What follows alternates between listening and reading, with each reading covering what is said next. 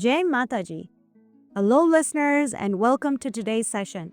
First of all, I'd like to welcome all of you to the ongoing series on education for the vital. If you missed our previous episode, please make sure you listen to that first. I shared a few activities on training the senses.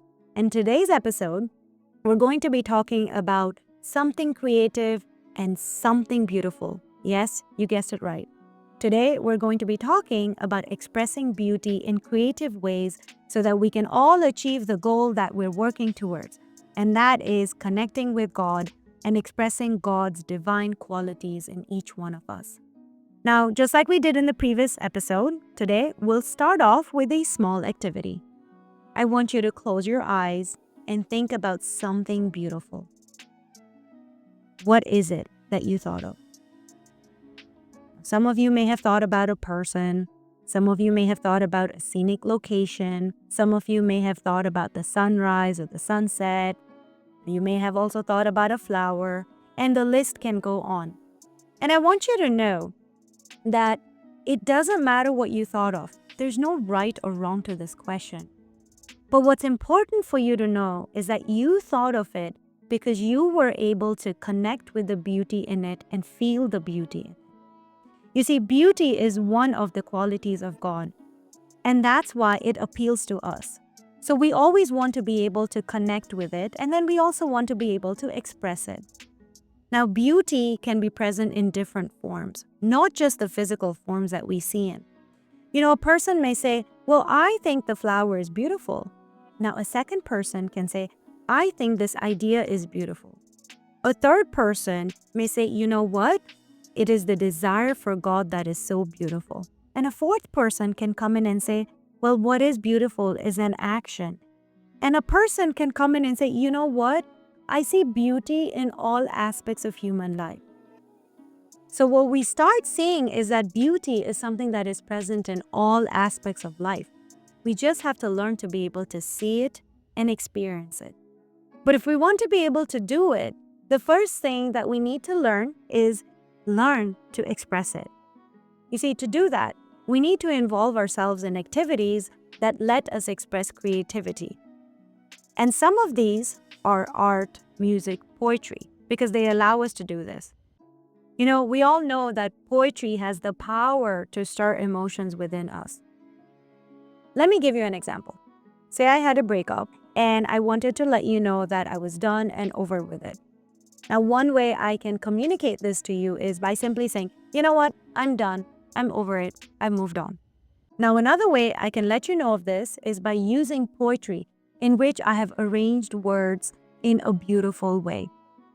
Now, I could say, I broke where love once stood, but the storm passed. Now I bloom, not as I was, but as I became. So take the two examples and think about it. Do you feel more emotion in the poetry, or did you feel it in just my simplistic expression of words? There's always beauty when words are put together and expressed in a certain way. Now let's also learn from another example to show how art can capture certain emotions. So we've all seen the famous Mona Lisa painting. Now this painting is believed to be a painting of the wife of a wealthy merchant whose name was not Mona Lisa. We all know that Leonardo da Vinci was requested to make it. And it's said that he continued working on it until the day he died. He never actually gave it to the lady who it belonged to. But today this picture is famous. And it's not just famous because he used some groundbreaking techniques to give her appearance to be real.